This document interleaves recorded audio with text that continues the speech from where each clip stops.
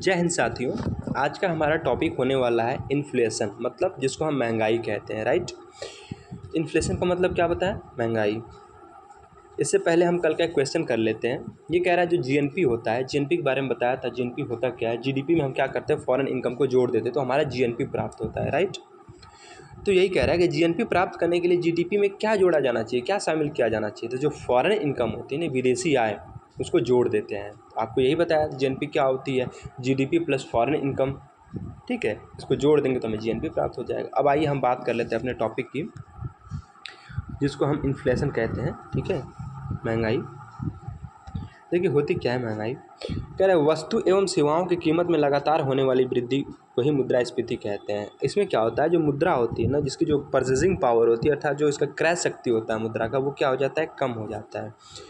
समझिए अच्छे से। जैसे मान लीजिए कोई पेन आज 10 रुपये की है, मान लीजिए 6 महीने या साल भर बाद उस पेन की कीमत 12 रुपये हो गई, फिर अगले साल 14 हो गई, फिर अगले साल 16 हो गई, फिर अगले साल 18 हो गई, फिर 20, 22, ऐसे करके लगातार वृद्धि होती जा रही है। राइट। तो वहाँ क्या होगी, इन्फ्लेशन की स्थिति हो जाएगी, अर्थात महंगाई बढ़ेगी वहाँ पे। ठीक है। तो इन्फ्लेशन में हमने क्या बताया आपको कि वस्तु एवं सेवाओं की कीमत में क्या होता है, लगातार वृद्धि होने लगती है। ठीक है, उसी को हम मुद्रास्फीति कहते हैं। और इसमें हमने क्या बताया कि मुद्रा की जो हमारी क्रय शक्ति होती है, अच्छा जिसको हम परचेसिंग पावर बोलते हैं, वो क्या हो जाती है, कम हो जाती है। हम बात कर लेते हैं आप इन्फ्लेशन के प्रकार की। ठीक है, इन्फ्लेशन जो है वो 2 प्रकार के होते हैं। आइए एक एक करके सबको हम समझने की कोशिश करते हैं। देखिए जो पहला प्रकार होता है मुद्रास्फीति का, ये होता है डिमांड पुल इन्फ्लेशन, जिसको हम मांग जनित मुद्रास्फीति कहते हैं। और दूसरा होता है कॉस्ट पुश इन्फ्लेशन, जिसको हम लागत प्रेरित मुद्रास्फीति कहते हैं। आइए समझते हैं। देखिए मांग जनित मुद्रास्फीति होती क्या है। इसमें जो होता है डिमांड ज़्यादा होगी, सप्लाई कम होगा। ठीक है, डिमांड क्या होगी, ज़्यादा होगी और सप्लाई कम होगी। जैसे एग्जाम्पल के माध्यम से समझिए। मान लीजिए कि मार्केट में 10 टीवी की डिमांड है, टीवी अर्थात टेलीविज़न, 10 टेलीविज़न की डिमांड है और 10 ही टेलीविज़न की सप्लाई हुई, तो सीधी सी बात है भाई, सामान्य स्थिति वहाँ पे है। लेकिन डिमांड 15 टीवी की है और सप्लाई 10 टीवी की हुई, तो क्या होगा, महंगाई बढ़ जाएगी वहाँ पे। तो वो स्थिति जो होगी वो महंगाई की स्थिति आ जाएगी। अच्छा, इसका उल्टा क्या होगा कि मान लीजिए डिमांड 10 टीवी का है और सप्लाई 15 टीवी की हो गई, तो यहाँ पे क्या होगा, अपस्फीति अर्थात मंदी हो जाएगा। ठीक, महंगाई नहीं होगा यहाँ पे, अब मंदी हो जाएगा। तो आपको हमने मांग जनित मुद्रास्फीति में क्या बताया कि जो डिमांड होता है हमेशा ज़्यादा होगा, इसमें सप्लाई कम होगी। मांग जनित मुद्रास्फीति में डिमांड ज़्यादा होगा, सप्लाई कम होगी।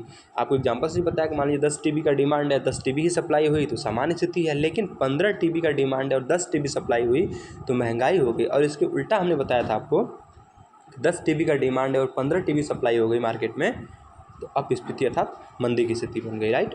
अब हम बात कर लेते हैं जो दूसरा प्रकार है, यह है लागत प्रेरित मुद्रास्फीति, जिसको हम कॉस्ट पुश इन्फ्लेशन बोलते हैं। इसमें होता क्या है, वस्तु एवं सेवाओं की लागत में होने वाली वृद्धि के कारण लागत प्रेरित मुद्रास्फीति होती है। ठीक है, जैसे मान लीजिए मजदूरी बढ़ गई, बिजली बढ़ गई, बिजली का रेट बढ़ गया, कच्चा माल का रेट बढ़ गया, ट्रांसपोर्टेशन बढ़ गया। ठीक है, ये सब क्या है, लागत प्रेरित मुद्रास्फीति है।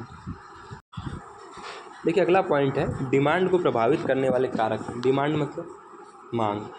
ठीक है, तो इसको कौन कौन से कारक प्रभावित कर देंगे। जैसे मान लीजिए जनसंख्या बढ़ गई, सीधी सी बात है डिमांड बढ़ जाएगी। ठीक है, या फिर अगर कर जो हमारा टैक्स होता है इसको हम घटाएं या बढ़ाएं, ठीक है, तभी डिमांड में क्या होगा, कमी या वृद्धि होगी। इसमें क्या है, निर्यात में भी वृद्धि होगी।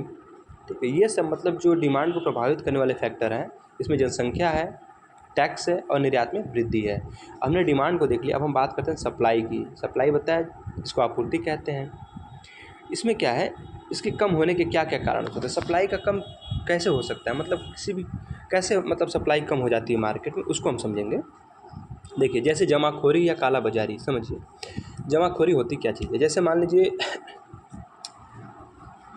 कोई व्यापारी है, ठीक है, कोई व्यापारी है, वो क्या किया है कि मार्केट में आलू की डिमांड है।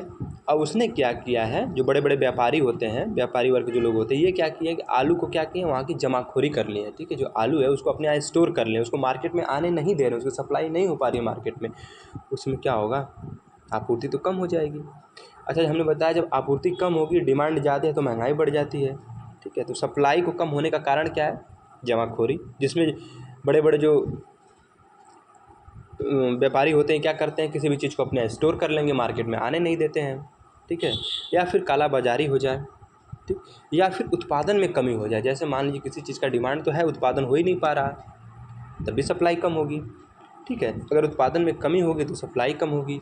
अच्छा, कैसे उत्पादन में कमी हो सकती है? जैसे मान लीजिए कोई प्राकृतिक आपदा आ गई या कहीं सूखा पड़ गया, तो सीधी सी बात है भाई, प्रोडक्शन कम ही होगा, उत्पादन में कमी आएगी, तो हमारी सप्लाई में क्या होगी?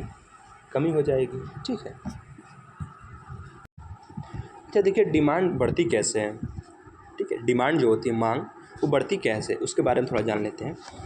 आरबीआई क्या करेगा ना, कि मार्केट में मनी सप्लाई में वृद्धि कर देगा। मतलब सबके पास पैसा आ गया, अब भाई सबके पास पैसा है तो उसको उसकी डिमांड बढ़ गई। ठीक है, मतलब यही कह रहा है कि जो मनी सप्लाई है, जो मुद्रा आपूर्ति है, इसमें अगर वृद्धि हो जाती है ना, तो डिमांड बढ़ जाती है। जैसे मनी सप्लाई बढ़ी तो डिमांड बढ़ गया। अच्छा, डिमांड बढ़ा तो इन्फ्लेशन भी बढ़ेगा, महंगाई भी बढ़ेगी भाई। डिमांड बढ़ा तो महंगाई बढ़ेगी, क्योंकि सबकी डिमांड है, सबको सामान चाहिए होगा।